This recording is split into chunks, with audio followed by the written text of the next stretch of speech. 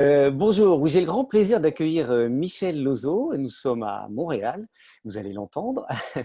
Et Michel est serial entrepreneur, il a participé et créé un certain nombre d'entreprises. Il, également, il accompagne également des entrepreneurs, investisseurs.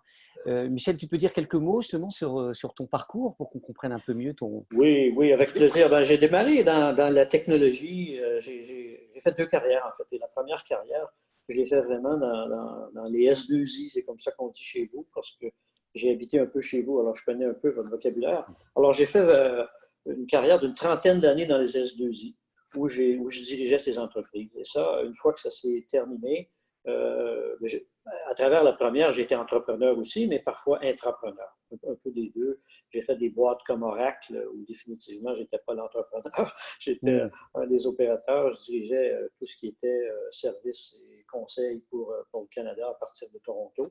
Alors ça, c'est la carrière numéro un où j'ai fait beaucoup de technologie comme employé et parfois comme entrepreneur. La carrière numéro 2, qui date maintenant de 19 ans, ça fait quand même un moment que je la fais. D'une part, je suis un coach de dirigeants, métier que j'ai exercé d'ailleurs chez vous à Paris de 2009 à 2016. Et en parallèle, je suis business angel et je suis aussi actif dans un fonds de capital risque qui dispose d'un capital de 105 millions canadiens, dollars canadiens, et qui investit dans des startups, en fait des scale-up, des séries A ou des séries B pour les gens qui connaîtraient le jargon. Alors, c'est un peu les deux activités que j'ai en parallèle, coaching de dirigeants et d'autre part, financement de start-up, surtout dans le domaine des technos, évidemment. D'accord. Et alors donc cette interview, il vient dans le cadre des interviews que je fais auprès de personnes qui exercent le métier de consultant ou quelquefois qui utilisent les services de consultant dans le cadre de la formation consultant libre, puisque j'accompagne une cohorte de consultants indépendants. Et toi, ce qui est intéressant, c'est que tu as, je pense, recruté, utilisé des consultants et puis tu es aussi toi-même consultant. Si je te demandais, c'est quoi les secrets d'un bon consultant et en particulier pour apprendre à bien se vendre, qu'est-ce qui te vient Ouais. spontanément? Ouais, ben, ce qui me vient spontanément, c'est qu'il y a deux cas de figure, là, définitivement. J'ai été chez Oracle où je dirigeais une boîte qui avait à la fin, combien on avait? On avait 500 consultants. Donc, j'ai été patron d'une boîte de consultants. J'ai été chez Accenture pendant 10 ans, où j'ai été au début consultant moi-même et par la suite diriger ces boîtes-là. Et dans la deuxième carrière que je fais, ben, en coaching, je suis une forme de consultant particulier. Alors, je Ouais. distinguerais bien le cas boîte versus le cas individuel. Parce que dans le cas boîte, oui, il faut mettre de l'avant les qualités du consultant lui-même, mais c'est toujours à l'intérieur d'une culture très rigide, très définie.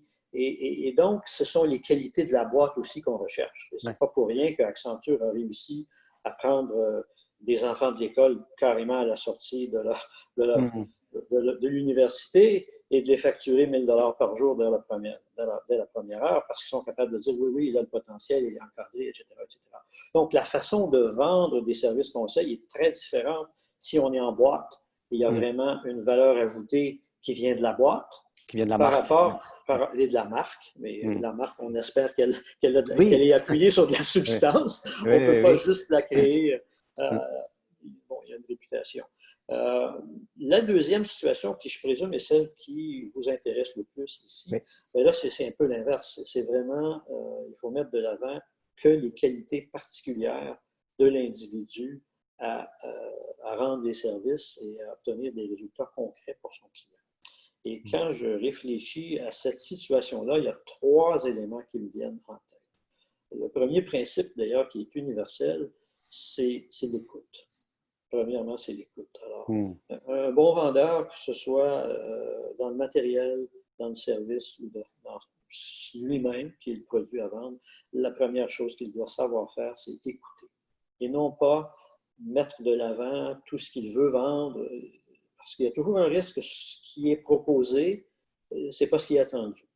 Alors, la première chose qu'il faut faire, c'est vraiment écouter intelligemment, découvrir le besoin du client. Et après, il y a une décision à prendre. Soit ce besoin, on croit qu'on peut le rencontrer, et là, bon, on prend une démarche différente. Et Mhm. si on constate qu'on ne rencontre que partiellement ou ça va être difficile, là, je tombe à mon deuxième conseil, savoir dire non. Très Ça va bien. difficile dans le cas de consultants qui sont à leur compte, parce qu'ils ont besoin de bouffer. Hmm. Mais malheureusement, ne pas dire non dans une situation où il aurait fallu dire non, ça amène beaucoup de conséquences. Première conséquence, il y a un risque d'échec. Deuxième conséquence, on est en train d'enrichir son CV de la mauvaise manière. On ne va pas creuser le bon sillon. Hmm. Et troisièmement, on va s'emmerder. Alors, c'est très important de savoir quand dire non, quand ce que nous offrons, la valeur ajoutée que nous avons, si elle n'est pas carrément dans le centre de ce qui est souhaité par le client, il faut passer à autre chose. Il faut Hmm. orienter le client vers quelqu'un d'autre ou proposer une autre, ou simplement se défiler et dire non, réellement, ce n'est pas pour moi. Et malheureusement, je pense que beaucoup trop de gens essaient plutôt de, consciemment ou pas, reconfigurer ce qui est demandé pour que ça soit dans les cadres de ce qu'ils croient pouvoir faire.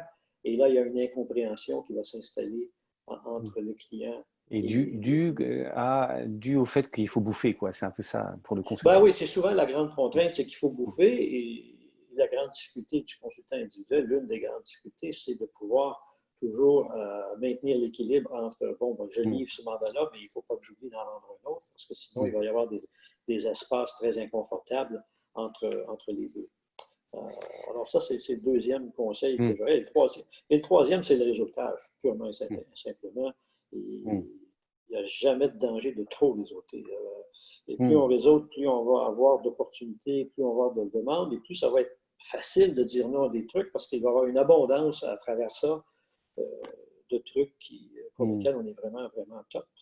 Et donc, il faut savoir qui on est. Hmm. Il faut Hmm. savoir qu'est-ce qui nous distingue et qu'est-ce qui nous fait être vraiment un maître de ce genre de dossier-là.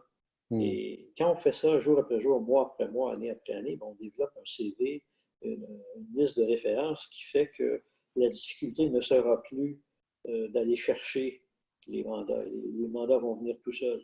Comment, Parce que, comment tu finis par déterminer que tu es un maître de trois petits points? en fait, ce n'est pas toi qui le détermine, c'est tes clients. Hmm. Et peut-être au début, tu chemines un peu et tu vas frapper des obstacles. Et tu croyais que ça, c'était une de tes forces, et bon, ça ne l'est pas. Ou encore, tu n'aimes pas. Et si je prends Hmm. mon exemple, moi, dans le coaching de dirigeants en individuel, j'adore. Mais Hmm. j'ai rapidement découvert que coaching d'équipe, c'est pas mon truc. Et c'est pas par manque de compétences, c'est par manque Hmm. d'appétit. Hmm. Je ne suis pas à mon top quand je suis en situation de devoir parler à plus d'une personne à la fois. Et ce n'est pas la crainte de parler en public, ça, je peux le faire à 1000 personnes, 10 000 personnes, ça, je m'en fous. Hmm. Mais de contrôler un petit groupe de 3, 5, 6 personnes, ça me dépasse. Physiquement, je n'ai pas la voix qui va dominer. Hmm. Et intellectuellement, j'aime pouvoir consacrer plus d'attention à une personne à la fois qu'à un Hmm. groupe. Alors, pour toutes ces raisons, j'ai rapidement compris que moi, coaching d'équipe, on aurait beau en demander tant qu'on veut, c'est pas pour moi. Et j'ai Ouais. participé à plusieurs, comme deuxième violon, troisième violon, et même là, ça me parle pas. Ça me parle pas. Donc tu disais l'écoute, savoir dire non, réseautage, et puis suivre ton appétit aussi, Oui, finalement. ouais, ça, c'est sûr qu'il faut commencer par se connaître aussi. Ça, Ouais. ça serait l'étape zéro. Hmm. C'est quoi ta mission, ton mission Hmm. statement à toi, ton énoncé de mission personnelle? Là, on va retrouver Covey. Je ne sais pas si les gens connaissent Covey, qui a Hmm. écrit Bien sûr. les, sept, les sept habitudes. Bon, Ouais. alors, c'est put things first. Hein? Alors, Hmm. dans put things first, il faut savoir c'est quoi ta mission personnelle. Hmm. Et il faut prendre le temps d'y réfléchir. Et sur les plans personnels, d'ailleurs, autant que sur les plans d'affaires, c'est bien si les deux vont bien se marier. Et alors là, on traverse la crise, au moment où on tourne cette vidéo, on est encore dans cette crise du coronavirus, qui est une crise systémique, hein. Moi, j'ai le souvenir de la crise 2009, où en effet, les consultants, on leur disait vous êtes sympa, mais les directeurs financiers nous ont dit de vider tout ce qui n'est pas prioritaire, et souvent les consultants sont vus comme quelque chose de pas prioritaire. Ouais. Qu'est-ce que toi, tu aurais comme conseil ou comme recommandation pour être plus résilient pour les consultants dans la traversée de la crise comme actuellement? Est-ce que je Ouais. pense qu'il y a On des... dit souvent que les crises recèlent quand même des opportunités cachées. On le voit régulièrement. C'est bon pour les startups. Je crois que c'est valable aussi pour les consultants. Alors, évidemment, si tu es consultant en tourisme et que le tourisme n'existe plus, là, il y a un gros problème de base. Mm. Mais si on n'est pas dans des situations extrêmes où le marché s'est complètement effondré, il y a quand même moyen de redéfinir son offre, pas sur l'essentiel, mais il y a des pans de notre offre qui deviennent plus pertinents, qu'on Mm. gagne à redévelopper. Quand on est sur l'humain, je crois qu'il n'y a pas de mauvaise saison pour l'humain. Bon, il peut y avoir du temporaire où on dit, ben là, on cesse de dépenser sur l'humain parce il faut assurer la survie de la boîte. Mais rapidement, je pense que lorsqu'on a recalibré la boîte et que on a coupé probablement beaucoup de postes, mais ceux qui restent, il faut s'en occuper aussi. Mm. Alors, ceux qui ont des services qui touchent les ressources humaines, éventuellement, ça repart. Mais il faut Mais garder son offre pertinente. Il faut oui, la en garder fait, pertinente. tu dis qu'il va y avoir, on continue d'avoir des opportunités, mais quand même redéfinir l'offre. Et des fois, c'est beaucoup, des fois, c'est seulement un peu. Tu vois. Mm. Moi, j'ai une start-up qui est dans l'éducation à distance. Ils étaient dans ça avant la COVID. Et ce qu'ils offraient, c'est des tuteurs, de vrais tuteurs, des vrais professeurs qui aidaient les élèves à faire leurs devoirs, mais par chat. Mm. Aujourd'hui, les élèves, on parle de niveau secondaire. Là. Au Mm. niveau secondaire, tu as un devoir de physique, tu as 14 ans et tu as fait la fête avec tes copains. Et à 11 heures, tu te dis, merde, c'est demain que je dois rendre ce devoir. Alors là, tu embarques là-dessus et tu chattes avec le prof de physique qui est dans une autre ville, on s'en fout. Et tu fais une photo Mm. de ton devoir et lui, il va t'aider comme ça. Alors, cette entreprise-là a déjà été florissante avant la COVID, mais maintenant, Mm. après la COVID, elle n'est pas que florissante, elle est absolument essentielle. Mm. Parce que cette façon de faire l'éducation est complémentaire à toutes les autres façons qu'il y avait en présence ou à distance. Cet exemple-là paraît un peu facile, mais il y en a d'autres où il y a des petits pivots comme ça qui font que l'entreprise peut rester pertinente. Je raconte dans la formation un épisode moi que j'ai vécu où un de mes anciens copains, hein, je rentre dans son bureau et il me dit Laurent, je t'aime bien, mais j'ai pas de business pour toi. Et 15 jours plus tard, il me signait une affaire à 10 000 euros, ce qui veut dire qu'il y a toujours des opportunités. Est-ce que toi, tu as un souvenir comme ça qui te vient d'un business sur lequel de consultant plutôt, hein, de coach, un bon souvenir où tiens, là, c'était vraiment inattendu et il y a une leçon à en tirer?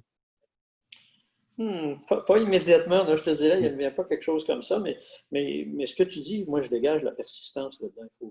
Et le fait d'accepter qu'il n'y a rien, mais quand même, ce qu'il ne faut pas faire, par contre, c'est d'accepter cet état de fait seulement au téléphone. Okay? Mm. Il n'y a rien pour toi aujourd'hui. On se voit quand même. Oui, c'est ça. Hein? Et là, il y a un partage qui va se faire, la crédibilité augmente quand même.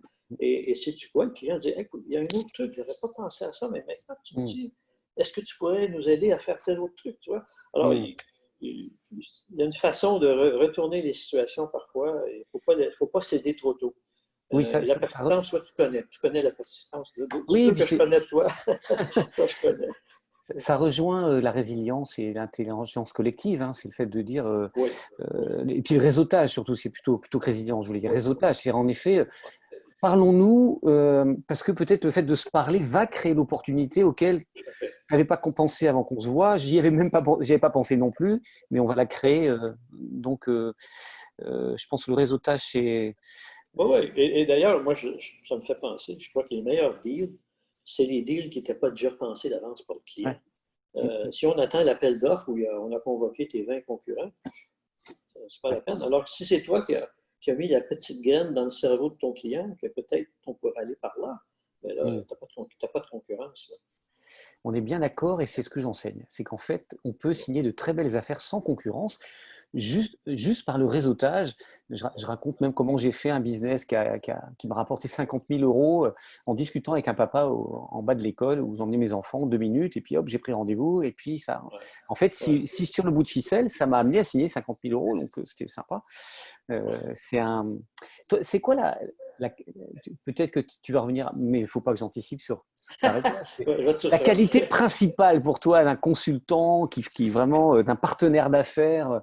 ouais, ben, écoute, évidemment, il faut être intelligent, il faut avoir du bagage, il faut avoir de l'expérience, il faut avoir du contenu, il faut avoir tout ça. Mais ça, c'est, comme on dit en anglais, c'est table stakes. C'est juste les jetons qu'il faut pour commencer à jouer. Après, pour se démarquer, la première qualité, c'est l'écoute. Okay? Et je reviens à l'écoute, tu savais que j'y arriverais. Mais après, il y a la patience.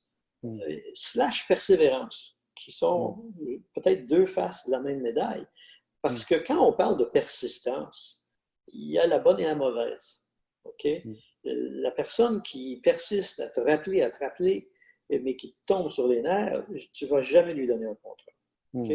Mais la personne qui va respecter le bon timing et que quand elle va t'appeler, elle va vraiment te dire qu'est-ce que je peux faire pour t'aider. C'est ce qui va être perçu par le client. Et le client va dire, ouais, j'ai justement un truc qui travaille l'esprit ces temps-ci. J'aimerais ça échanger avec toi là-dessus, si tu veux. Il n'y a pas de dollars, il n'y a pas d'euros en jeu. On est dans une conversation. Et là, tu deviens intime avec ce client. Et il va vraiment toujours après penser à t'appeler. Et c'est générateur d'affaires. Ça peut être générateur d'affaires chez lui, chez son voisin que tu ne connais pas, mais qui dirige un autre truc, avec qui il joue au golf tous les samedis. Il va dire, ah, j'ai rencontré un gars, il s'appelle Laurent, je pense qu'il pourrait t'aider avec ce truc-là. Tu vois? Alors, c'est vraiment une écoute qui a l'air désintéressée à la base, qui a l'air vraiment au service d'eux. Et non pas la persistance de dire, bah, vous avez quelque chose pour moi cette semaine? Non, non, pas. Je vous rappelle la semaine prochaine. Ça, c'est nul, zéro nul. Je suis content que tu dises ça parce que c'est vraiment une très forte conviction que j'ai, que l'écoute authentique, elle est assez rare finalement et donc très appréciée. Voilà. Ce qui permet de détecter les choses. Et puis, et quand je dis authentique, c'est-à-dire que je m'intéresse vraiment. Oui, c'est pas fait. On ne peut pas parce que ça se ressent. magouiller. On ne peut pas la magouiller. Ça se ressent tout de suite. Il faut que ça soit authentique, exactement. Mais il faut qu'il y ait une vraie valeur aussi. C'est que, souvent, dans les ventes, on a côtoyé des gens qui sont un peu dénués de contenu, mais qui sont des super champions de la relation. Ça n'a pas sa place dans notre genre de business. Okay? Ça peut être vrai pour vendre des ogives nucléaires, je ne sais pas. Non, mais tu sais, il y a toujours des business où est-ce que le côté relationnel, sans aller nécessairement sur les pots de vin, mais juste les gens qui sont très forts à créer la relation. Mais une fois que la relation est créée, il faut la personne qui amène le contenu pour que le truc se traîne du bout. Alors souvent, dans notre cas, c'est nous qui faisons les deux. Alors, il ne faut pas être dénué de qualité relationnelle, mais on ne peut pas qu'avoir la qualité relationnelle. Ouais, il faut quand même qu'il y ait de la substance derrière. Qu'est-ce que tu penses d'ailleurs à ce propos du fait de la certification des certifications qui existent pour les métiers de coach, par exemple? Ben, j'ai des opinions assez tranchées là-dessus qui sont pas nécessairement répandues ou populaires, mais je crois juste pas à la certification parce que il n'y a pas de taux d'échec. Tous ceux qui payent, ils ont leur certification. OK.